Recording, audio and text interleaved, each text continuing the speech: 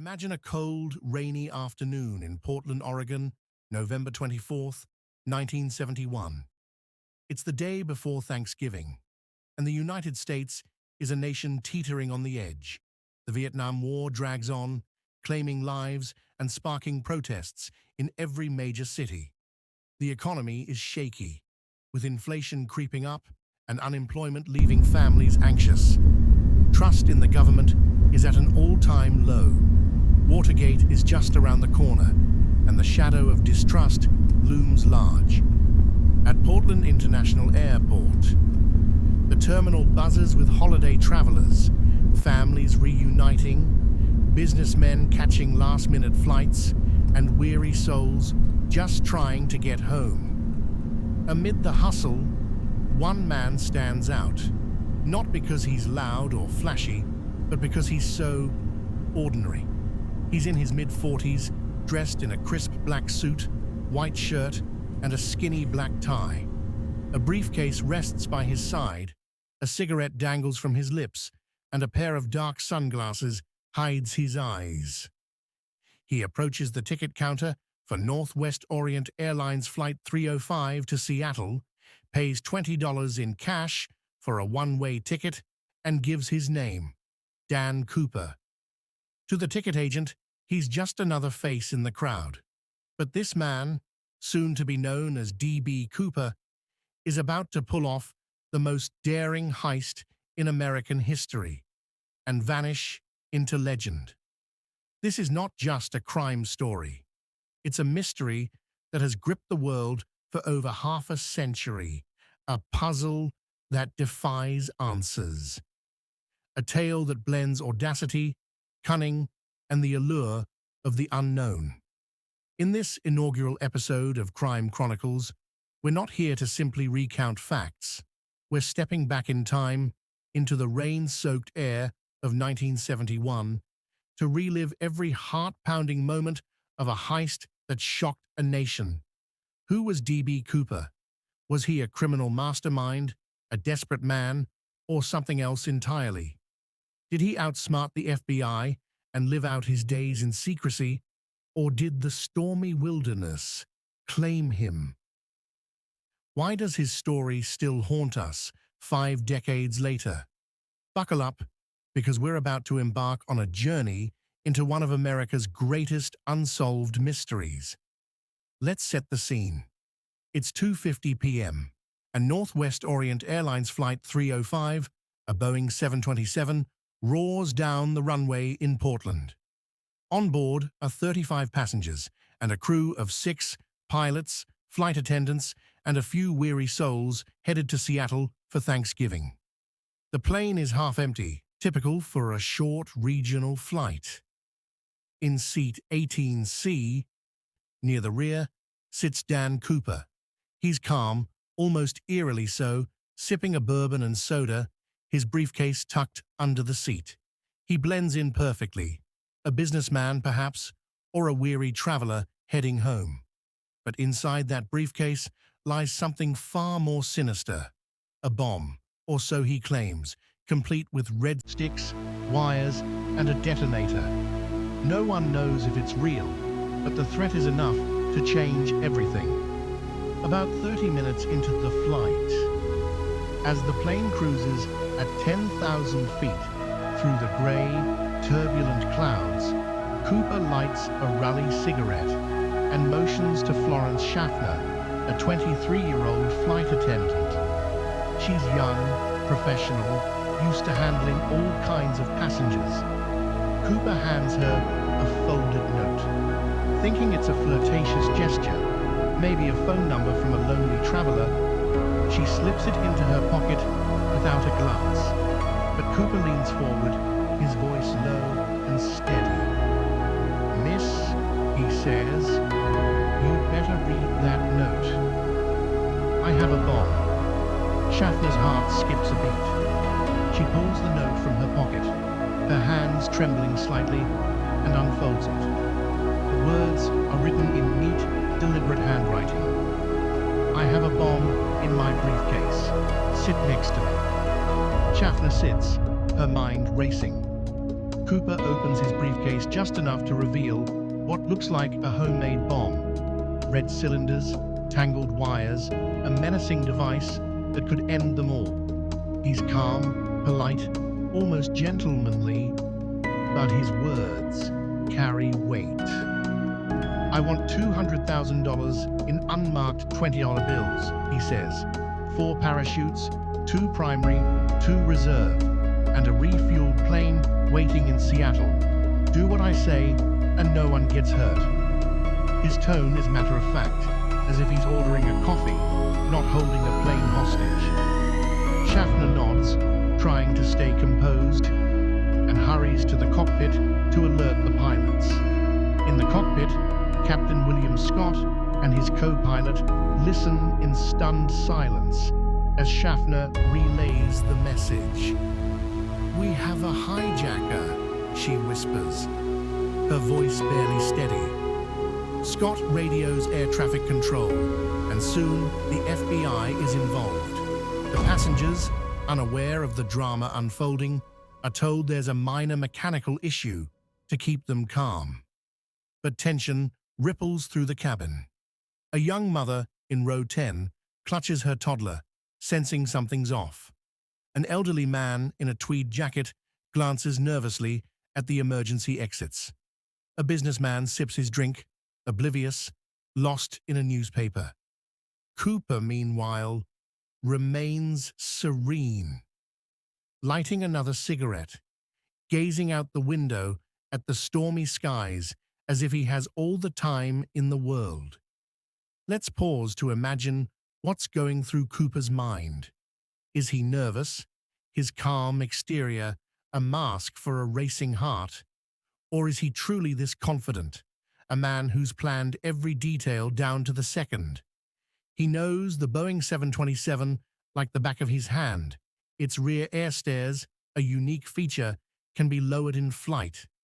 He knows the plane can fly low and slow, at 10,000 feet and 200 mph. This isn't a spur-of-the-moment act. This is a man with a plan, a man who's thought through every move. But who is he? A disgruntled veteran? A thrill-seeker? Or something else entirely? Back in Seattle, the plane lands at 5:39 p.m., and the FBI scrambles to meet Cooper's demands. Agents rush to gather $200,000 in unmarked 20 bills, 10,000 bills in total, weighing 21 pounds. They pack the money into a canvas knapsack, record the serial numbers, and deliver it to the plane along with 4 parachutes. Cooper inspects the haul, methodical and precise, ensuring no tricks. He releases the 35 passengers who exit into the rainy Seattle night, unaware they've just been part of history. But he keeps the crew: Captain Scott, the co-pilot, Schaffner, and another flight attendant, Tina Mucklow. Cooper gives his next instructions with chilling precision. Fly to Mexico City. Keep the plane at 10,000 feet. No faster than 200 mph. Flaps at 15 degrees, landing gear down, and the rear air stairs open. These aren't random demands. They're calculated, designed to make the plane fly low and slow, ideal for a parachute jump. The FBI and airline officials balk. The air stairs can't stay open during takeoff. Cooper compromises, agreeing to open them himself in flight. At 7:40 p.m., the Boeing 727 lifts off again, now carrying only Cooper, the crew, and a bag full of cash. In the cabin, Cooper sits with Tina Mucklow, who's been tasked with staying close to him.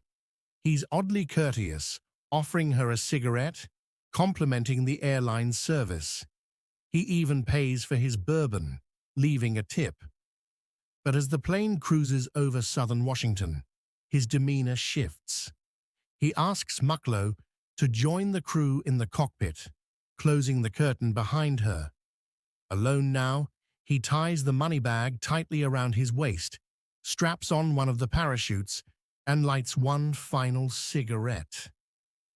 At 8:13 p.m., in the pitch black, stormy night.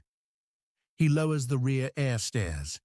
The wind roars, cold and fierce. He steps to the edge, takes one last look at the cabin, and jumps into the darkness. The crew feels a sudden jolt as the plane's pressure changes. Cooper is gone, swallowed by the night, leaving behind only questions. Let's imagine that moment. Picture the freezing wind tearing at his suit as he plummets through the storm. The temperature is below zero, the rain stings like needles, and the forest below is a black void of pine trees and rivers. He's carrying 21 pounds of cash strapped to his body with no helmet, no boots, just a suit and loafers. Could anyone survive this? The FBI later estimates the jump was at 200 mph in a region so rugged it's nearly impossible to navigate. Yet Cooper chose this moment, this place, for his escape. Was he a trained skydiver, confident in his skills, or was this a desperate leap into oblivion? The morning after, November 25th, 1971, the FBI launches one of the most extensive manhunts in history, codenamed NORJAC, Northwest Hijacking. Hundreds of agents descend on the Pacific Northwest, focusing on southern Washington and northern Oregon, where Cooper likely landed. Helicopters buzz over the dense forests of the Cascade Range. Divers plunge into the icy waters of the Columbia River. Search parties trek through muddy trails, battling rain and fog. The area is vast, thousands of square miles of wilderness, with jagged cliffs, raging rivers, and thick pine forests. If Cooper survived, he'd need to navigate this terrain in the dark, in a storm, with no supplies.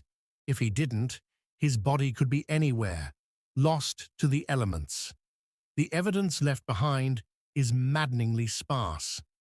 On the plane, Cooper forgot, or perhaps intentionally left, 8 cigarette butts, a hair clip, and his black clip-on tie.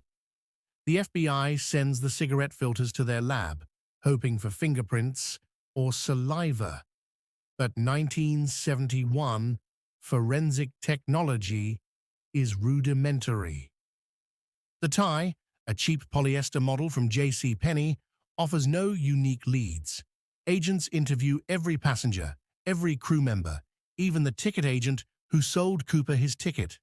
They describe him as calm, polite, unremarkable, about 5'10", 180 pounds, with dark hair and a quiet voice.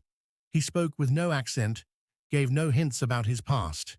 He was a ghost, even in plain sight. The FBI builds a profile. Cooper likely had aviation knowledge, possibly military training.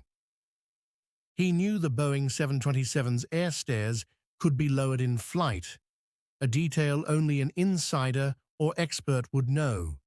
He requested 4 parachutes, perhaps to suggest hostages might jump, throwing off negotiators. But the trail goes cold. The wilderness yields nothing. No body, no parachute, no briefcase. The public is captivated. Newspapers splash headlines like "Skyjacker vanishes," and amateur sleuths begin their own investigations. In 1980, a breakthrough shakes the case. An 8-year-old boy named Brian Ingram is on a family picnic along the Columbia River, near Vancouver, Washington. Digging in the sand, he finds 3 bundles of 20 bills, weathered and crumbling, totaling $5,800. The FBI confirms the serial numbers match Cooper's ransom. The discovery is electrifying. It's the first physical evidence in 9 years. But it raises more questions than answers. How did the money end up 20 miles from the suspected drop zone? Did Cooper lose it during the jump? Did he hide it and fail to return? The FBI dredges the river, searches the surrounding woods, but finds no more bills, no parachute, no body. The $5,800, less than 3% of the $200,000, remains the only tangible clue. Let's step into the world of the investigators. Imagine Ralph Himmelsbach, the lead FBI agent on the case, a grizzled veteran who spent years chasing Cooper. Himmelsbach became obsessed, driving through the forests of Washington, studying maps, interviewing locals. He believed Cooper was no genius, just a man who got lucky, or perhaps unlucky. The locals in Ariel, Washington, a small town near the drop zone, have their own stories. Some claim they saw strange lights in the sky that night. Others swear they heard a thud in the woods. One farmer reported finding a piece of fabric in his field, but it was never linked to the case. The investigation wasn't just a hunt for a man, it was a battle against nature, time, and a criminal who seemed to anticipate every move. The FBI considered every angle. Was Cooper a copycat inspired by earlier hijackings? The 1960s and 70s saw a wave of skyjackings, with over 150 cases in the US alone. Most hijackers demanded passage to Cuba or political concessions, but Cooper was different. He wanted money, not fame, and he planned an escape no one else dared. The FBI wondered, was he a disgruntled airline employee, familiar with the Boeing 727, a military veteran with parachuting skills, or just a desperate man gambling with his life? The $5,800 fined in 1980 sparked new theories. Some experts suggested the money washed down the Columbia River, carried by currents from the drop zone. Others argued Cooper buried it, planning to return, but never did. The bills were weathered but intact, suggesting they hadn't been exposed for long.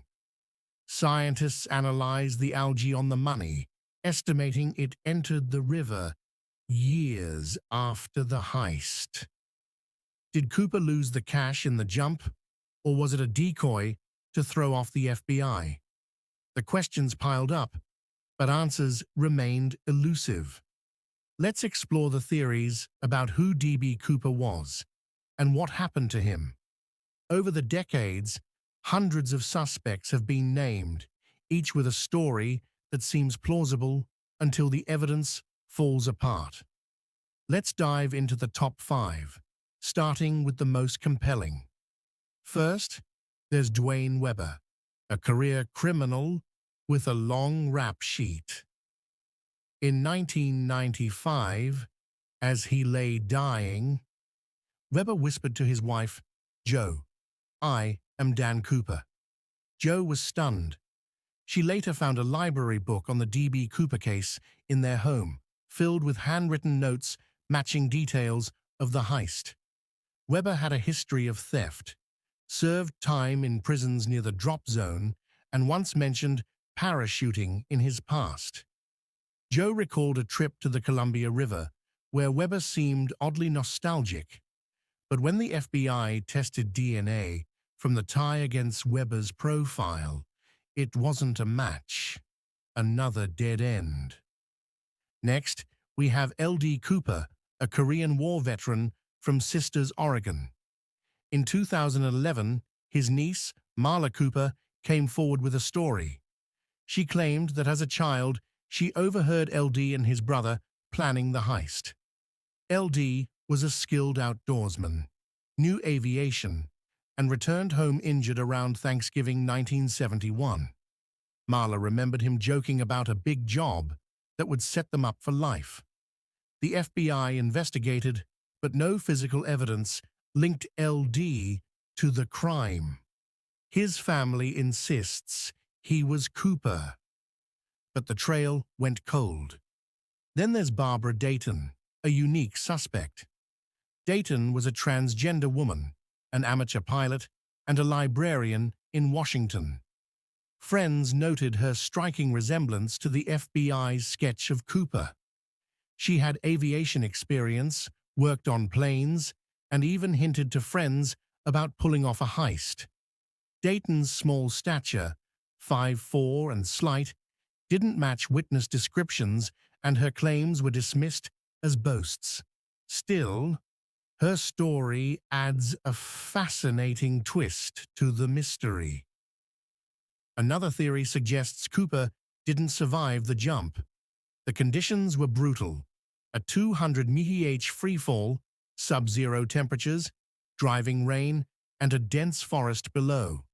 Cooper wore no helmet, no boots, just a suit and loafers. The FBI consulted skydiving experts who said survival was possible, but unlikely without expert skills. The drop zone was near Lake Merwin, a rugged area with cliffs, rivers, and thick trees. If Cooper died, his body could have been swept away by a river or hidden in the underbrush, never to be found. Yet the absence of remains keeps the theory in doubt. Finally, the wildest idea. Was D.B. Cooper a CIA operative? Some speculate the heist was a cover for a secret mission. Cooper's knowledge of the Boeing 727's air stairs was unusually specific, suggesting insider access. The CIA was active in the 1970s, running covert operations during the Cold War. Could Cooper have been testing airline security or staging a stunt for reasons we'll never know? There's no evidence, but the theory persists, fueled by the era's paranoia and distrust. Beyond the suspects, Cooper's story became a cultural phenomenon. In the 1970s, skyjackings were a growing fear, and Cooper's success inspired copycats.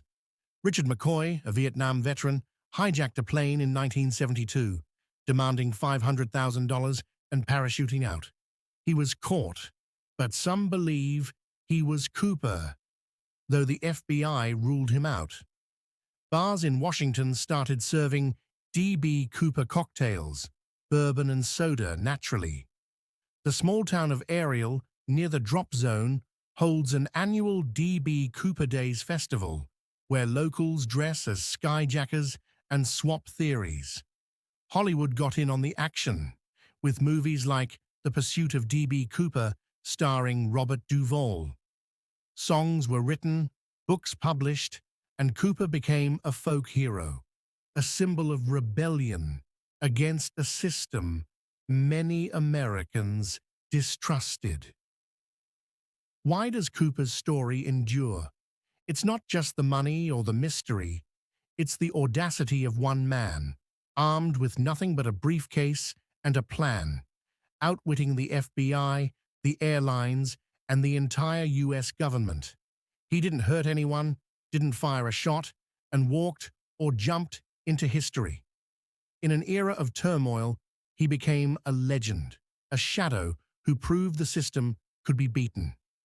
In 2016, after 45 years and thousands of leads, the FBI officially closed the Norjack case, citing no new evidence. They admitted defeat, but the public's fascination never faded. Amateur sleuths still scour the forests of Washington, hoping to find a parachute, a briefcase, or the missing $194,200. Online forums buzz with theories, from plausible to outlandish.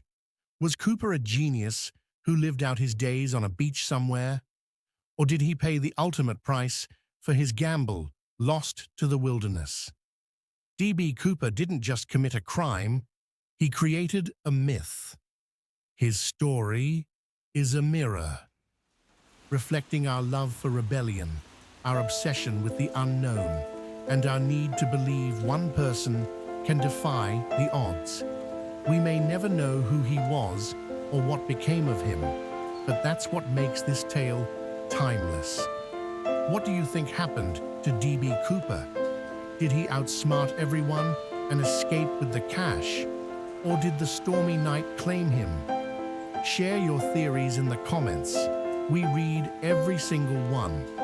If you enjoyed this deep dive into America's greatest heist, hit the like button, subscribe to Crime Chronicles, and turn on notifications for our next episode, where we'll unravel the chilling mystery of the Zodiac Killer. Thank you for joining us on this journey into the shadows. Stay curious, and we'll see you in the next mystery.